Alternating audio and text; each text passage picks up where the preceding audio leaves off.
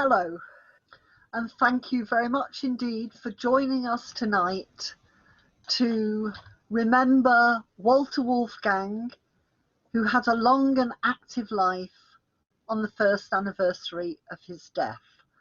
For those who don't know me, I'm Carol Turner, and I'll be co-presenting tonight's tribute to Walter with my comrade Daniel Blaney. Hello everyone. It's amazing how many people are here, and I know that Walter would be quietly thrilled at the turnout. It's a commemoration meeting, and we'll be guiding you through Walter's life with some photographs, some mementos, and some recollections from a few of the many people who knew him. So let's get going. Jeremy's going to be our first speaker. He's a long-time friend of Walter Wolfgang, and you can see him in the first photograph, which is Jeremy presenting Walter with his Labour Party Merit Award on the eve of Labour Party Conference 2018. I remember the difficulties that you had, Jeremy, getting into Walter's gated community. He lived in a flat in Richmond, and you had to be led in by the porter on the gate. And I can remember calls from yourself and Laura about not being able to get in. And Jeremy, and you were very patient, and so was Walter. And this is a photograph of you arriving at his flat. Okay, so Jeremy described Walter to me once as, and I quote, an inspiring comrade, a brilliant mentor, and a wonderful friend. Over to you, Jeremy, to tell us why you said that. Thank you, Carol, and thank you, Daniel, for organising tonight's event. It's obviously very sad that Walter is no longer with us, but his spirit is certainly with us. And I remember that evening very well when we went to present him with the Merit Award just ahead of the 2018 conference. We had the utmost difficulty in getting in, but the security gentleman who was looking after the block of flats where Walter lived was a lovely guy, a great supporter of ourselves and the peace movement and everything else, and he ensured that we got in okay. That was only half of the story, because we got to Walter's flat. But Walter wasn't answering the door, mainly because he couldn't hear the doorbell. And so we were really puzzling as to what to do next. And I think he'd turned his phone off by that stage. And so I spotted that the kitchen window was about a couple of centimeters open. And so I shouted in the loudest possible voice I could through the window to Walter. And he said, "Jeremy, is that you?" And then we got in and we presented him with the award and had a lovely chat with him. Now, and a year later, at the 2019 party conference, this was after he had died, when there's the photographs of all the members who've passed away, the prominent members who passed away in the previous year are shown on the screen, on the big screen at the front of the conference. Walter's picture came, and there was just a massive cheer from all across the conference, because they knew in Walter they had somebody who was true to his beliefs and strong in his determination to make sure those beliefs were carried out. I must have known Walter for probably 40 years and met him in the 70s and early 80s. And we got to know each other extremely well through CND, through the Labour Party, through the campaign for non-alignment. But he also became a very good personal family friend. And when my eldest son, Ben, whose birthday is today, was born, who was the first person to arrive at the house with a gift for the newborn baby? Walter, of course. He drove in his car, which was probably a threat to just about everybody, because he was the world's absolute worst driver, which he never really fully understood that. What I loved about Walter was his determination and the way in which he lived his life. He was a man of deep religious belief, very faithful to the Jewish faith, attended synagogue every week, discussed many matters with the rabbis, and I believe they're on later on. And his interpretation of Judaism was a religion of sharing and a religion of peace. And to him, to go to a meeting on a Saturday was always very difficult, because he obviously didn't want to not be observing the faith on that day.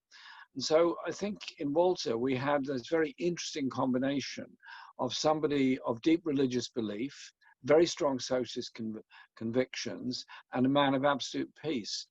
He didn't talk an awful lot about his childhood and growing up, but when you got to know him, he did. His initial childhood in Austria, fleeing the Nazis, and then living in and growing up in Britain.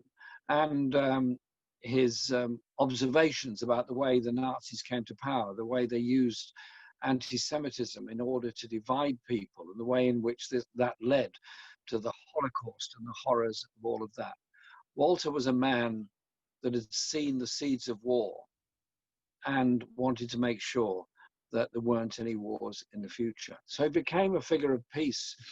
And he became a figure of peace in the Labour Party. He was in disagreement with much of the foreign policy of the 45 to 51 government, but not of the generalities of the domestic agenda. He was a founder member of the Campaign for Nuclear Disarmament, and that is what he spent his life doing most. That was campaigning for peace and justice. What I always found with Walter was that he had a very worldly wide view of things. He could see the great courses of history and how this brought about the terrible conflicts of the First World War, the Second World War, and the later conflicts. His passionate opposition to the response made by the West after 9/11 and the war in Afghanistan and the horrors of that, and his total opposition to the war in Iraq, which was very much part of him opposing conflict and war and looking for a course of peace, but recognizing that a course of peace requires recognition of rights and justice, of human rights, of environmental sustainability, and of course of economic equality, which is a combination of many of the reasons why wars come about. So Walter campaigned for peace and justice and for the end of nuclear weapons. The Nuclear Non-Proliferation Treaty Conference, which should have been held at the beginning of this month and latter few days of April, was cancelled because of coronavirus. And it's now been delayed until next year. And I was on a call the other day with the American Bar Association, and Jonathan Grenoff, their main spokesperson on the legalities of disarmament, described the Non-Proliferation Treaty as something that has had actually enormous success in bringing about nuclear-free zones in Latin America, in Central Asia, South Asia, and so on, all those places around the world. And he said, but the big powers have got to step up, and they've got to stop the development of new nuclear weapons, and they've got to abide by Article 6 of the treaty, which is about taking steps towards disarmament. Walter stood up for people, stood up for peace, stood up for justice in his memory. We'll carry on that campaign to bring about that peaceful and just world. And he was an irascible figure, always had something to say. And I chaired many meetings that Walter was at, and his hand would go up, and you knew you had to call him, however many other speakers had already spoken, because Walter was a man not to be denied. And when he was thrown out of the Labour Party conference because he shouted balderdash or something that Jack Straw was saying and was thrown out, he became an instant hero. He became a hero all over the place and was elected to the National Executive as a result of that. Walter had the last laugh. I saw him just before he died, in fact, the day before he died. And he said to me, there's got to be hope in the world. There's got to be hope for the future. Make sure you're part of that. So I just want to say to everyone who's on today, let's say a big thank you to Walter for the inspiration he was throughout his life to all of us. Thank you, Carol. Thank you, Jeremy, and Walter was over the moon when you became leader of the Labour Party. I remember him saying it was now the most exciting period since the first Aldermaster marches, which of course Walter organised, which suggests something about how much he held you in such high esteem. So thank you very much. And you wrote a foreword to a book on Walter that was written by Carol Turner. So Carol, can you perhaps tell us a bit about the start of Walter's life, his background? Thank you, Daniel. Walter was born in Frankfurt am Main, Germany. He was the only child of upper middle class Jewish parents. In 1937, as a teenager, they sent him to a private boarding school in Britain to escape Hitler's Germany. And they followed him here to England themselves in April 1939. Walter had already experienced anti-Semitism firsthand in school, and his dad was interned for a time in Buchenwald in 1938. It was then a forced labour rather than the death camp it became later. And his father, Hermann, died from ill health contracted there in 1945. His mother was an invalid, and Walter cared for her until her death in 1991. Walter was absolutely loyal and devoted to his mum. It's very fitting, therefore, that his first public speaking engagement, his last public speaking engagement before he went into hospital, was warning about the rise of the far right in Europe at the No Passerang conference in March last year. And you can see here in the video, in the photograph, you can see him with Diane Abbott MP, who was also speaking at that conference, and you can see that clip from a photograph of a newspaper article describing Walter.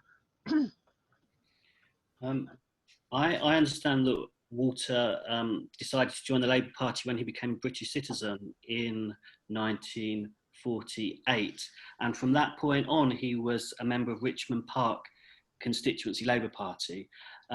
Today, the chair of the CLP is Pam Tatlow, but Pam, I think, first came across Walter quite a few years ago as an active member of the Labour Women's Action Committee. So Pam, could you tell us a little bit about Walter?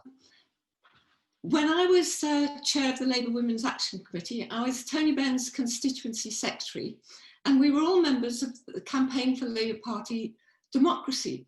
And each year at annual conference, somebody used to trundle a printer and all the things you needed those days to produce the CLPD annual briefing. And there are all sorts of discussions every evening about what should go in it. And of course, it wasn't just about who you voted for. It's about Labour CND, it was about Ireland, it was about abortion rights, all of the left issues of the day. And Walter was there. Walter sat in his tiny flat, wherever it was, Blackpool, Brighton in those days, and he was there, and he occasionally would say, I agree with this, or I don't agree with that. And although I didn't meet Walter again till I'd moved to, in fact, I left Bristol and moved to Tooting in 92, and then to Richmond Park only about 3 years ago. Well, there again, there was Walter again, in the front row of the constituency party. And almost by accident, I think, it certainly wasn't by design, I was elected as the chair. And of course, in all of those in-between years, you would see Walter every year. I was in the conference public gallery when he was evicted. And you always knew what he was writing, what he was thinking, because he wrote so many things as well. And I've been reliably told that when he first joined the party, he tried to, organise a conference against the Korean War, which, surprise, surprise, was promptly stopped or banned by the Labour Party regional organiser. And I've got to say, like Jeremy, he wasn't always the easiest person to chair the meetings for, and every now and then he'd remark on somebody saying it was disgraceful. But, you know, the resolutions that he was involved in near the end were the same ones. Public ownership. I think the last time he spoke to a resolution, and he made tremendous efforts to get to these meetings, was on defence diversification, which he'd wanted to go to the annual conference in 2018, I think it was.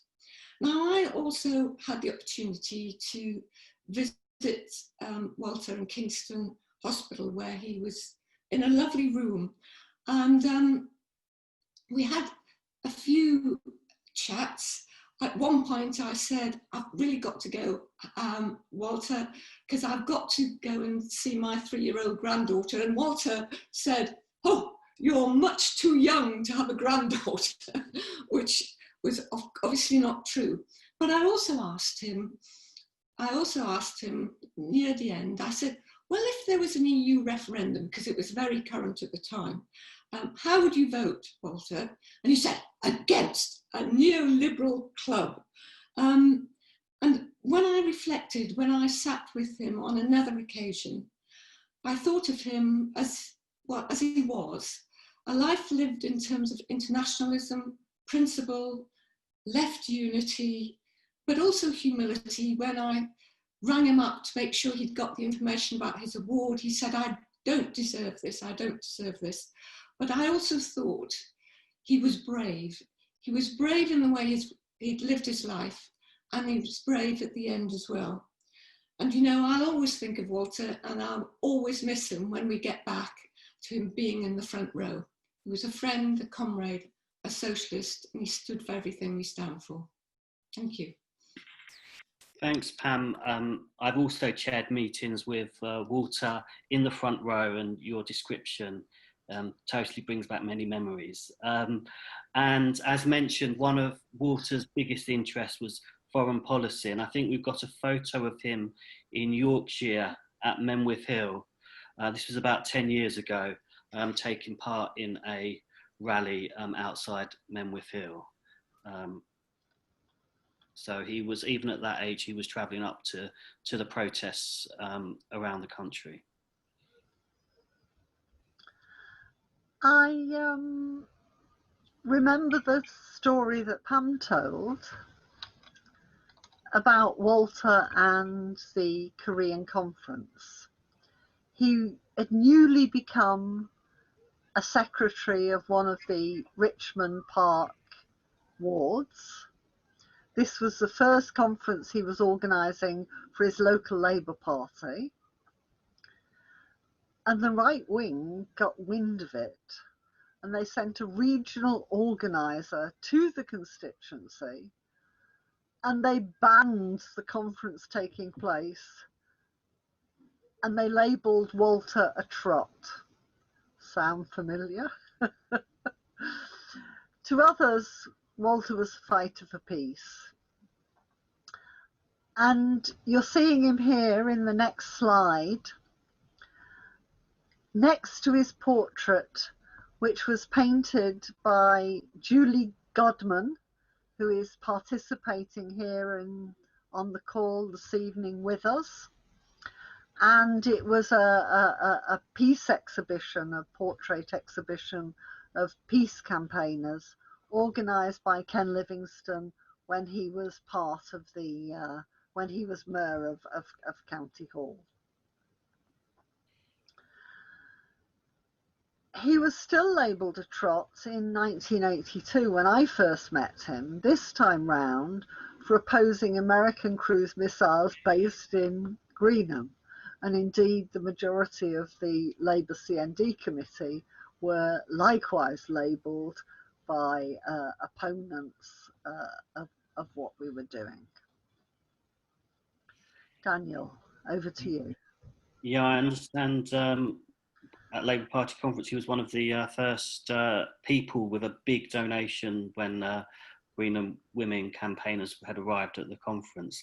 I mentioned earlier that he was one of the organisers of the first Aldermaston March. He's also the founder, one of the founder members of Labour CND. There's a photo of Aldermaston. And so for many years, Walter was a vice president of CND, and it's fitting that our next contribution is going to be from another Vice President of CND, Bruce Kent. I think he's got a statement as well from Walter's rabbi.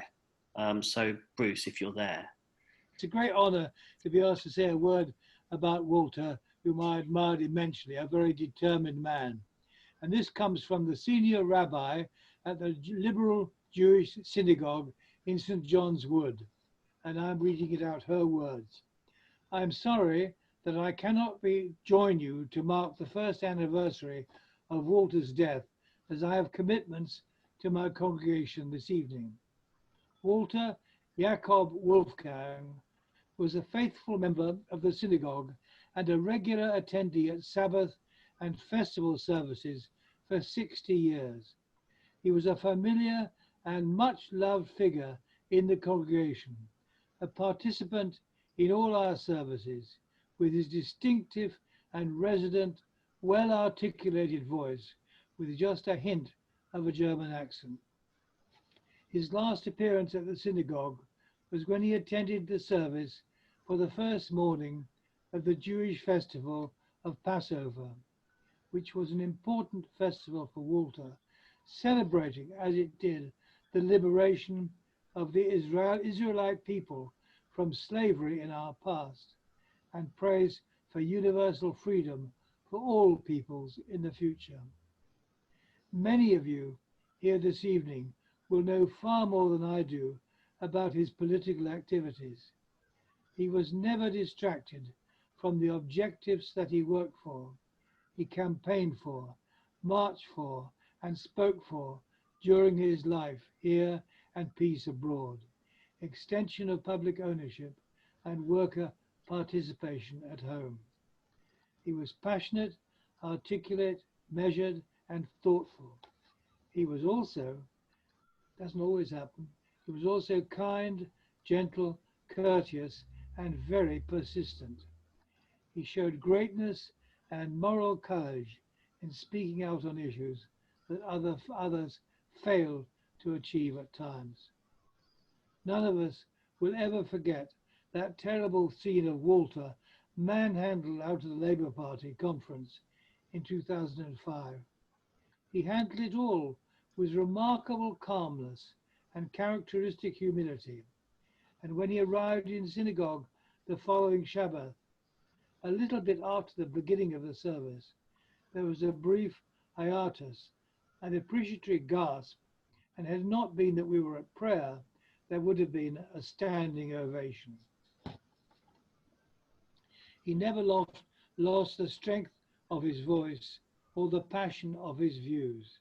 He was generous, did an incredible amount of good, even to those who weren't always kind to him.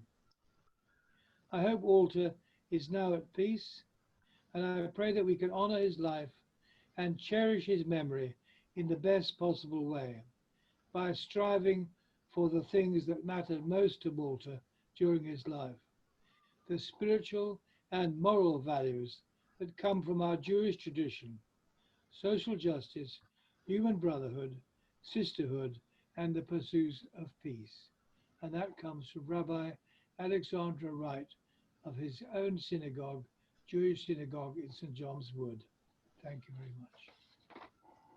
Thank you, Bruce. And the mention obviously can't be forgotten of him being evicted from the Labour Party conference there. I think we've got a photo of that incident when he became known to so many and then was elected to the National Executive Committee of the Labour Party. But also, what we should also remember is that well before then, Walter was also a parliamentary candidate for the Labour Party in 1959. And I think we've got a photo of him then, back in 1959, standing on a ticket of nuclear disarmament. He didn't win that election, and I gather that his views kept him off the Labour Party list of parliamentary candidates on other occasions. Carol, I think you're going to say a bit more. I am indeed, because it brings us to our next speaker. But just before I move on, let me draw attention to the photograph of the Labour's 1959 General Election Manifesto. Wasn't it colourful? Wasn't it bright compared to the sort of ones we have nowadays? Okay, so Walter was in his 80s when our next speaker stood as a parliamentary candidate. But age didn't stop him from canvassing for her. Unfortunately, she wasn't successful. She'd have made a great addition to the parliamentary Labour Party, and Walter knew it, which is why he canvassed for her. So, Sonia Klein, over to you for a few words about Walter. Thank you, Carol. Walter was a gentle soul with the heart of a lion and the wisdom of Yoda. I loved and admired him greatly. I loved that he had a story to tell for every situation, every crisis, every challenge. Every minute was a teachable moment for him, and every moment a fight for justice everywhere. While I was a candidate in Ilford North, I faced all sorts of racism. It was really ugly. Death threats, social media abuse, brick through my car window, but Walter was having none of it. At the age of 80, he came all the way over to East London. He set up a salon in the Costa Coffee across the road to the station to advocate for me. I think we were there for over 4 hours and he did not stop for 1 minute.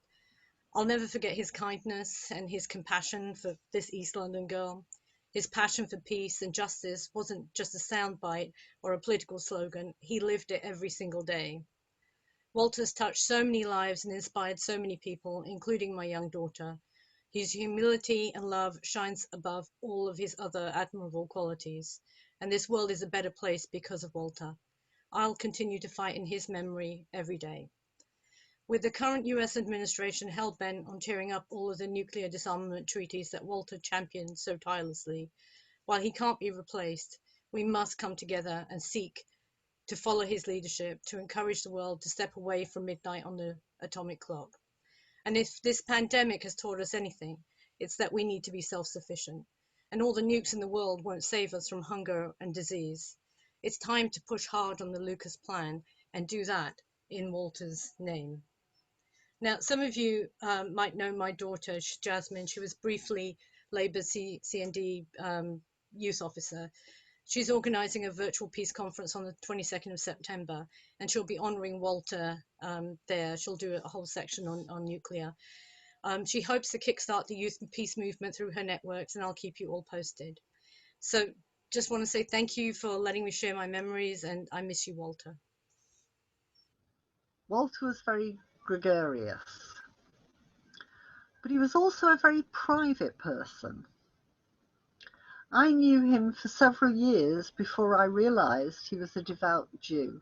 In fact, I only learned the fact because he missed the first day of Labour Party conference because it clashed with commemorating Rosh Hashanah, which is the Jewish New Year.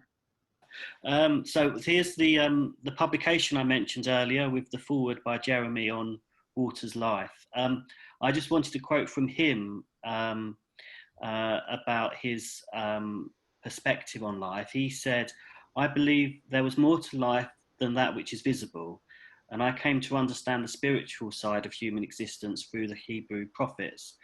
I was influenced by the idea that a society which doesn't care for the disadvantaged ultimately decays, and I began to articulate the notion that Western civilization had taken a wrong turn.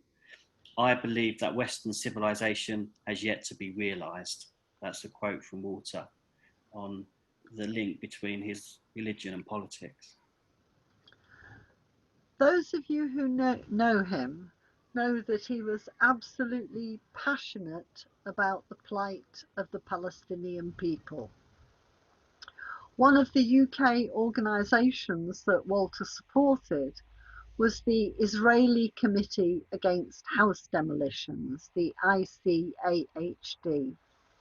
Its founder, Linda Ramsden, told me that Walter was one of her heroes for speaking out, and she said the following: Walter's beliefs were grounded in Jewish ethical values of humanity, equality, and therefore he was highly critical of Israeli government policy and its treatment of Palestinians. In 2004, he learned a support group was being established in the United Kingdom on behalf of ICAHD. Walter was amongst our founding members. He was enraged by Israeli policy of demolishing Palestinian homes and the displacement of one group of people for another. There is no question in his mind he wanted to support critical Israelis who opposed the government's gross violations of international law. Thank you, Linda, for letting us have that statement. Linda Ramsden. Daniel, over to you. Well, I'm going to quote from Walter himself again. This is his submission to the Chakrabarti inquiry a few years ago. He said, "I'm a Jew, committed to the Jewish values of human brotherhood, mercy and respect for foreigners. Those who confuse opposition to the policies of Israeli governments with anti-Semitism render a great disservice to all Jews and to Palestinians, but also to Israelis who, like the Palestinians, need a peaceful settlement. Lack of international pressure on Israel to make the necessary concessions to achieve a two-state solution which respects Palestinian rights has prevented a resolution to the last colonial conflict, the Palestinian-Israeli one." That was Walter's submission to the Chakrabarti inquiry. Like the majority of the British public and of Labour Party members, Walter wanted Labour's involvement in foreign wars to end. He opposed Vietnam under Harold Wilson, Yugoslavia, Afghanistan and Iraq under Tony Blair. He was active in Stop the War coalition right from the start, and just before his death he was made a vice president of Stop the War Coalition UK. Lindsay German can't be with us tonight, but she sent a statement which Sweta Chowdhury will now read. Sweta, welcome. Please announce yourself and let's have Lindsay's comments. Hi everyone, it's such a great honor to be a part of this today, so thank you for giving me the chance to read out Lindsay's statement. Everyone at Stop the War, Mrs. Walter, he was such a lovely person, especially at meetings. I do miss him at meetings still. The last time I met him was to interview him for my PhD, and he said to me, I remember it so clearly, he said, "Sweta, you can't be a great activist without reading this book." And the book was this. I hope you can see it. It's Peggy Duff's book, Left, Left, Left. And he gifted it to me and he said, "I don't want it back, but I want you to read the whole book." And it's really one of my most prized possessions. Anyway, Lindsay sends her apologies for not being with us here today. Yeah, she sent a statement, and here's a statement. "I'm sorry I can't be with you today remembering Walter. He was a great inspiration to us all, a man of total principle, single-minded and courageous, and a fine socialist. I will always remember Walter for his very direct and incisive contributions at meetings. He knew what he wanted to say, got up and said it, and then listened to the rest of the debate. He did so always with great courtesy, but was rarely deflected from his purpose. We all cheered when he heckled Jack Straw and were delighted that this gave him a much wider audience after he was unceremoniously booted out of Labour conference. It must have been incredibly hard to have to leave his home and country at a young age against the backdrop of Nazism, but it was our good fortune that he ended up as part of our movement here in Britain. We will never forget him." And yeah, just to end it, like, we all miss you, Walter. Thank you. Another person who can't be with us, Catherine West MP, is still on the Labour front bench as part of the Shadow Foreign Office team. She can't be with us, but has sent the following message. Walter had a strong grasp of post-war non-proliferation issues, a strong desire to hold governments to account over foreign policy, and a good sense of humour. He was an inspiration for young and old, Now more than ever, we need to take heart from the campaigning inspiration that Walter and so many of the post-World War II generation taught us to continue our pursuit of peace. And that's Catherine West, MP. There's lots more that could be said about Walter, and I'm sure many of you who are in on this Zoom meeting would like to say your piece too. I'm going to call on Kate Hudson, who's currently the General Secretary of CND, to have the final say on our friend and our comrade. But before I do, I wanted to emphasise that Walter was not simply a platform speaker. And you can see it in this next photograph that's going to come up on the screen. Walter was an activist. He marched, he joined picket lines, he always demanded justice for the many causes that he espoused. Before I call on Kate, I hope you'll permit me a moment of sentimentality and allow me to add my own anecdote of the knowledge and memory of Walter. Add it to those who have already told us theirs tonight. Walter was admitted to Kingston Hospital on the 17th of May. He knew he was at the end of his life. He faced it calmly.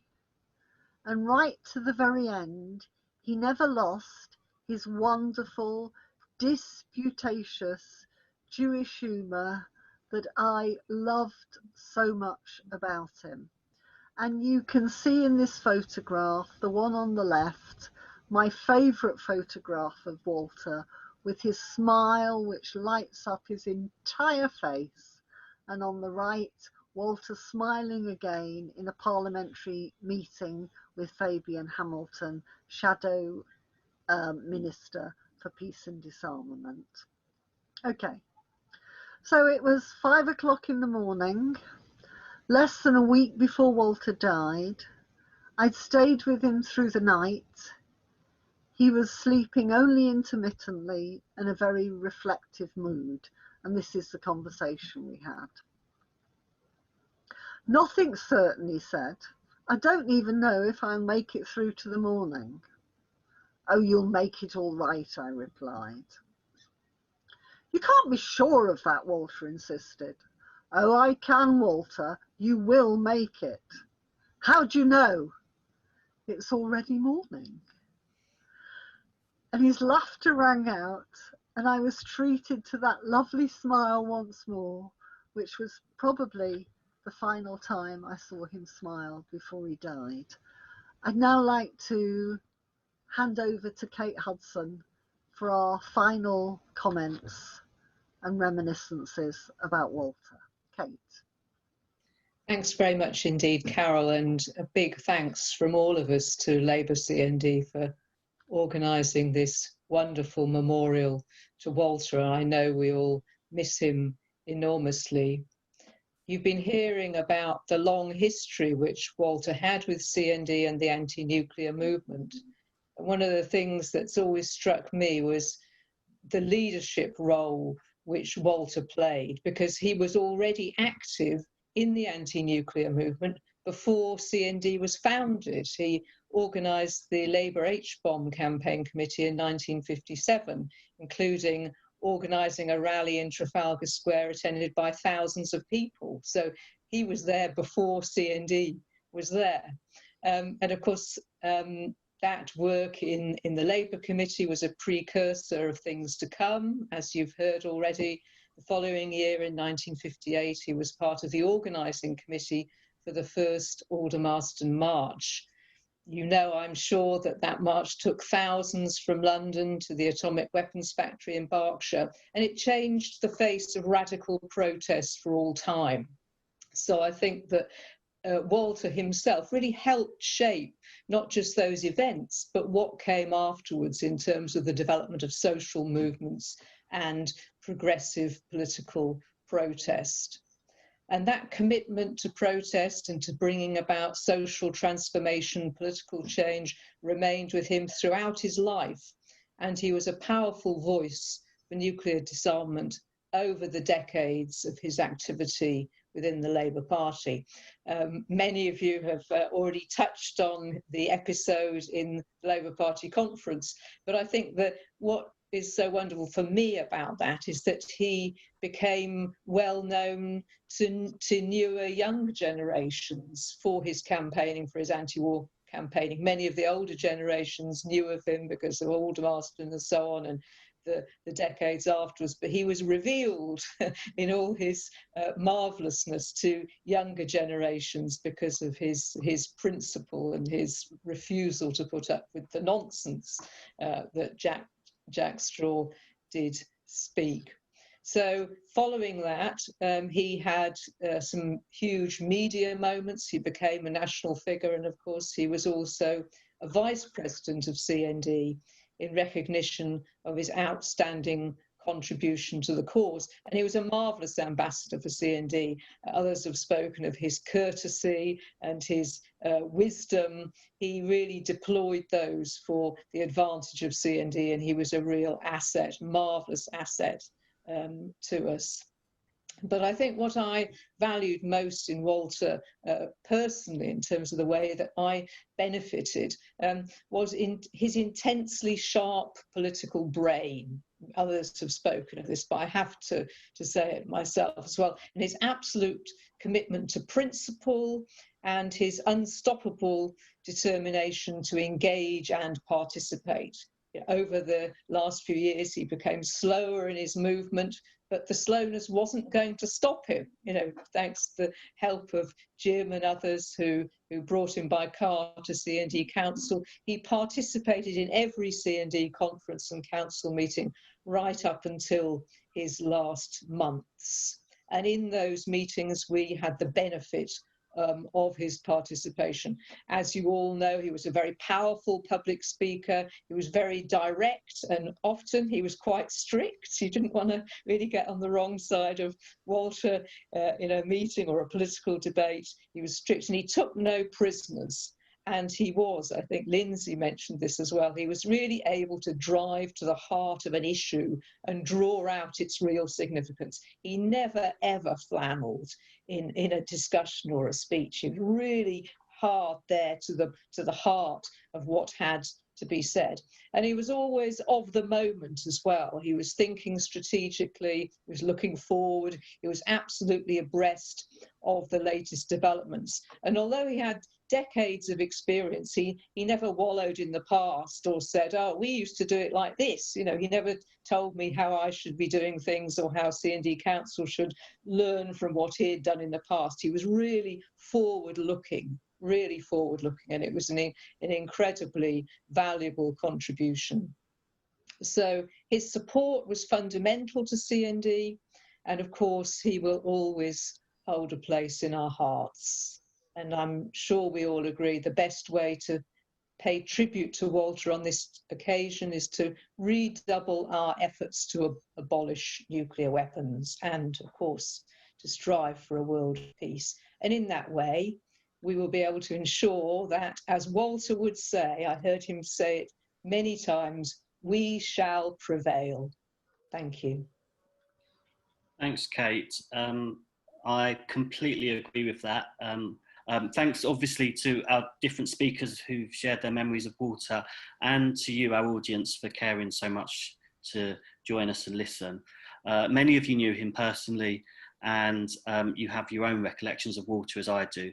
He was a man who always spoke truth to power. So thank you very much for coming this evening. Thank you.